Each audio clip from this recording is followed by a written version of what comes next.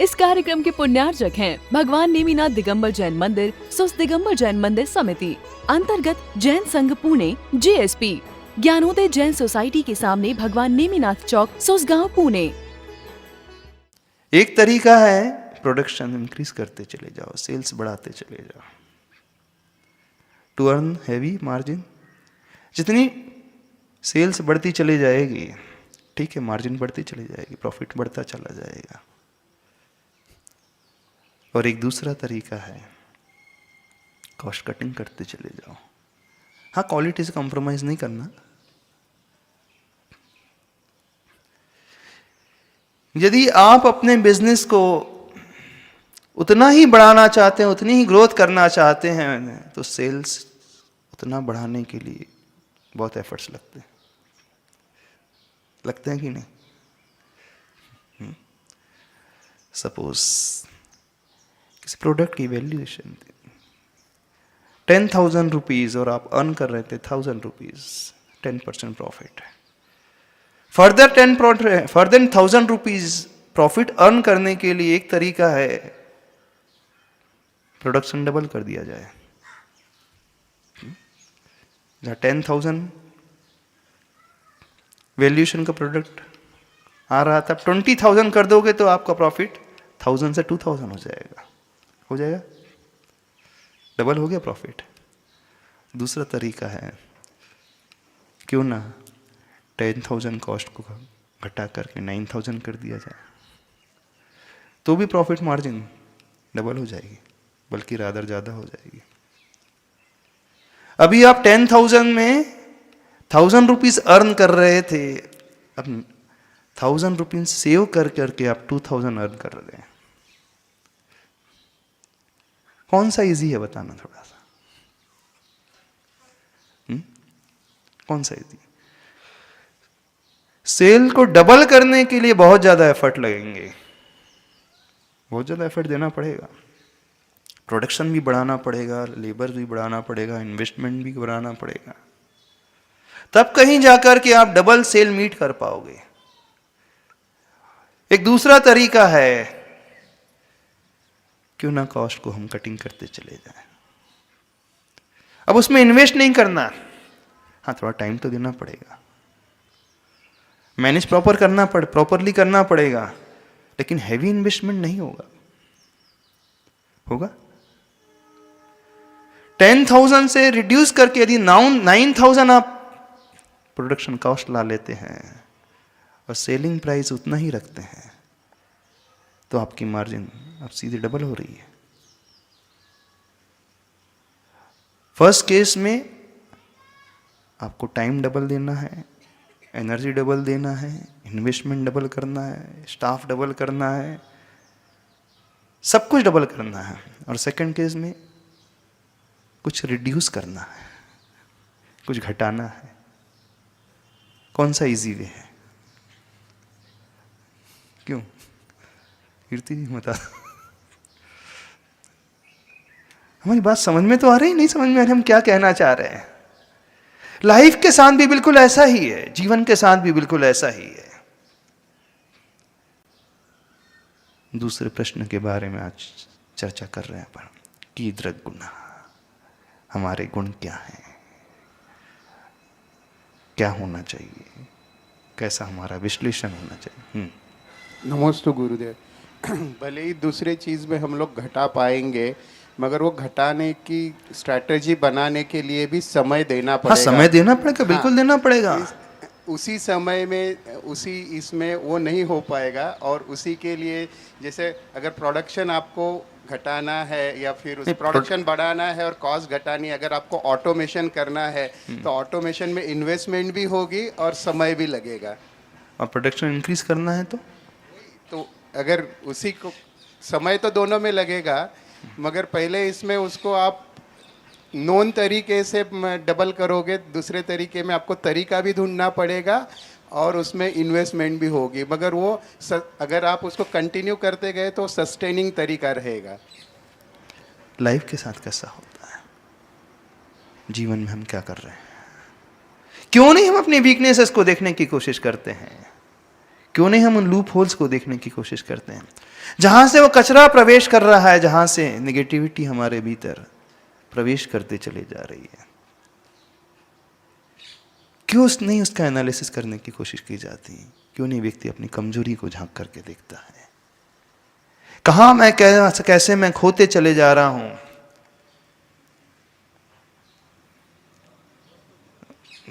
देखो, समझने की कोशिश करो। विचित्रता देखिए, प्राय कोई भी नहीं सोचता है, कोई नहीं सोचता, उस पर झांकने की कोशिश ही नहीं करता है। उसे लगता है जो मैं कर रहा हूं सब बढ़िया है, फर्स्ट क्लास चल रहा है,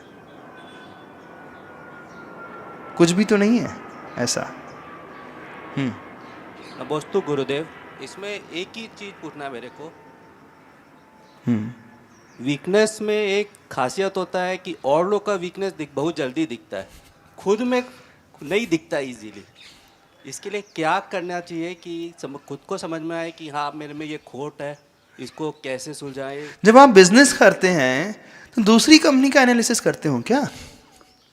वहां कैसे अर्निंग, कितनी अर्निंग हो रही है, वहां के लूपहोल्स क्या क्या है, वो देखते रहते हो क्या?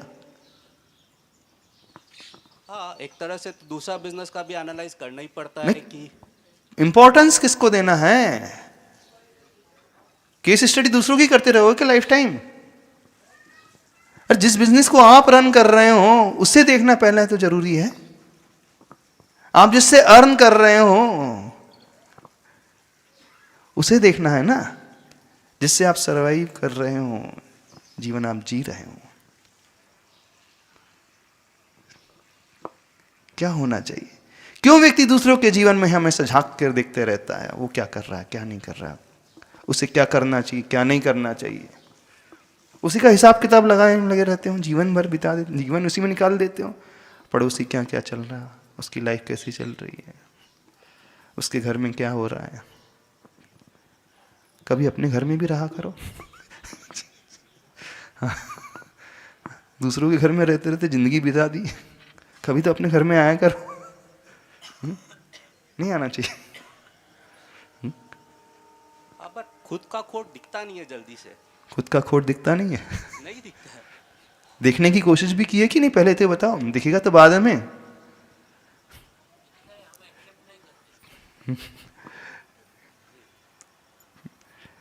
वो बोल रहे दिखता ही नहीं, खुद का खोट दिखता नहीं है। देखने की कोशिश कितने लोग करते हैं? अपनी कमियों को झांक करके देखने की, पहचानने की कोशिश कितने लोग करते हैं?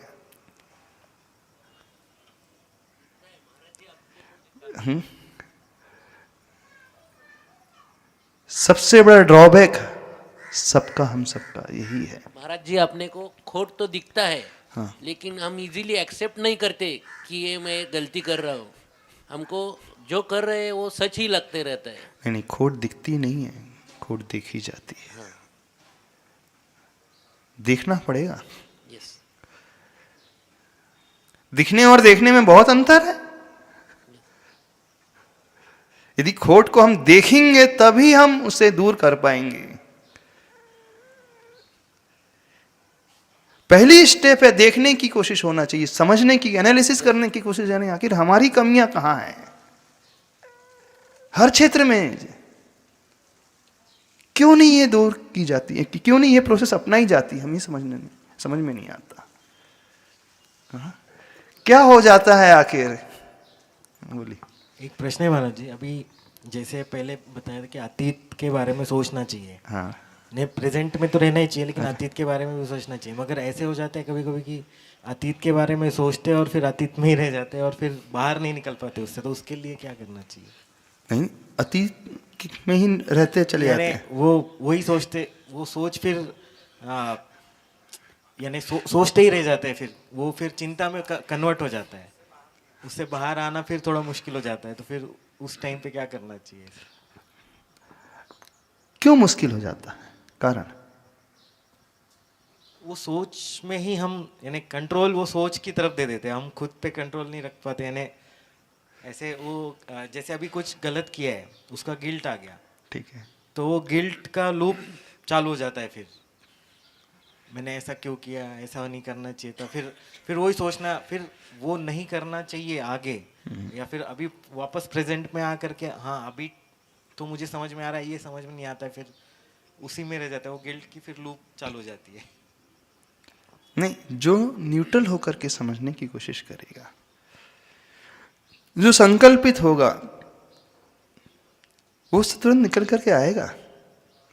यदि हम नहीं निकल कर पे आ रहे हैं, हो नहीं आ पा रहे हैं बाहर, तो फिर हमें आवश्यकता होती है किसी मेंटर की, किसी गुरु की, किसी ऐसे व्यक्ति की।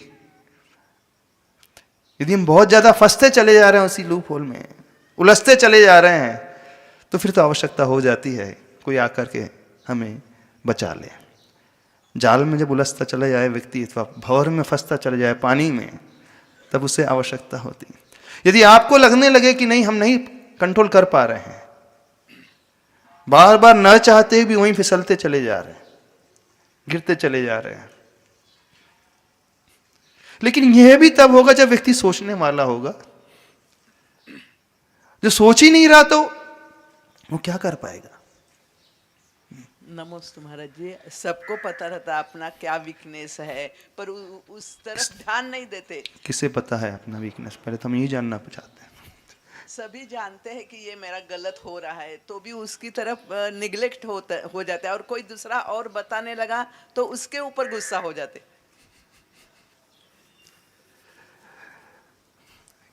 अभी तो बहुत सारे लोगों को यही पता नहीं हमारी कमजोरी क्या है। इतना चिंतन ही नहीं करता व्यक्ति, कहां चिंतन करता है? यदि अच्छे से चिंतन करने लगे, हमें तो पूरा विश्वास है उसे वो अवश्य दूर करने की भी कोशिश करेगा। हाँ, जो आगे बढ़ना चाहता है, जिंदगी में कुछ करना चाहता है, अब जो एज इट इज ही बहना चाह रहा है, बट जो है सब छोड़ा छाड़ा जैसा है, चलने दो, कौन टेंशन ले, लोड क्या ले, उसकी हम बात नहीं कर रहे।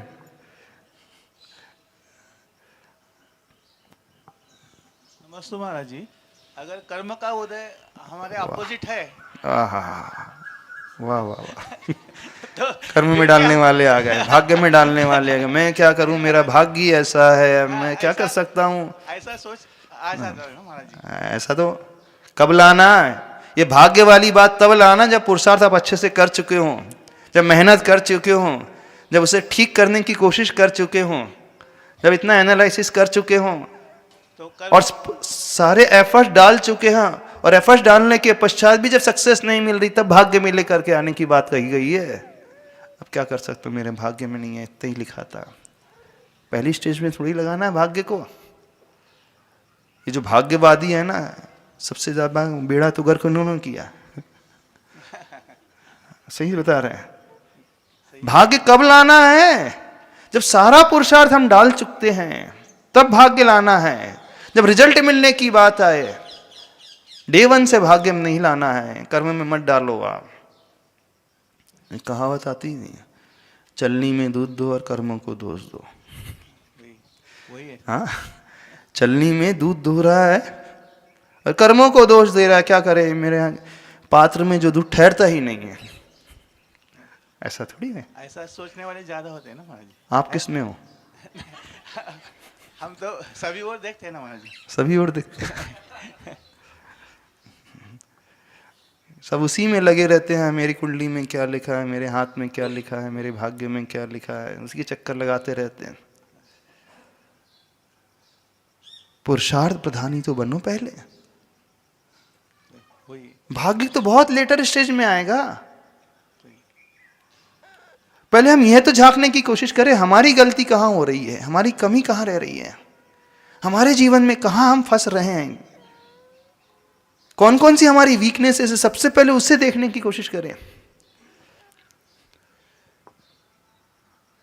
जहां हम कॉस्ट कटिंग कर सकते हैं, पहले वो तो कर पाए। जीवन को अच्छा बनाने के लिए हम कहां मिस्टेक कर रहे हैं, इस ओर देखता ही नहीं व्यक्ति। सबसे बड़ी विडंबना यह है, अपने पास्ट को देखें, अतीत को देखें। हाँ, उसमें उलझ करके न रह जाए, हम ही मानते हैं, पर सीखने के लिए वो जरूरी है। हमारा अतीत कैसा था, मैं क्या क्या कर रहा था, क्यों कर रहा था, ये एनालिसिस करना बहुत जरूरी। फिर उसके बाद हमारा वर्तमान आता है, अब मैं क्या कर रहा हूं। वर्तमान को देखने के लिए फिर आगे उसकी स्ट्रेंथ्स, यदि मुझे अचीव करना है, मुझे पाना है, हाँ, तो मेरी स्ट्रेंथ्स कौन कौन सी है, कौन से, उसी के अनुसार मैं रास्ता बना करके, रोड मैप बना करके आगे चलूंगा, आगे बढ़ूंगा। तो वो पास्ट भी, यानी वो हमारी कमियां, वो भी बहुत जरूरी है, और वर्तमान में हमारी स्ट्रेंथ, वो भी जरूरी है। हम नहीं कह रहे कि वो जरूरी नहीं है, बिना उसके तो, बिना इन्वेस्टमेंट के आप कुछ नहीं कर पाएंगे।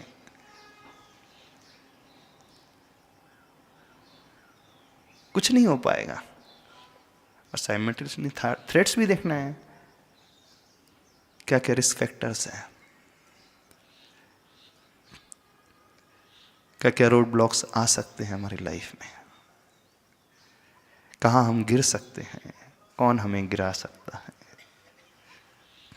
चलो, गिराने वालों को तो भी बहुत दूर रखते हैं, पहले जो हमारे कंट्रोल में है उसी को तो हम एनालाइज कर लें। जो हमारे कंट्रोल में नहीं है उसकी छोड़ दे अभी बात है। समझ रहे हो, नहीं समझ रहे हो? क्यों जिंदगी को कितना लाइटली लेकर के चलते हैं।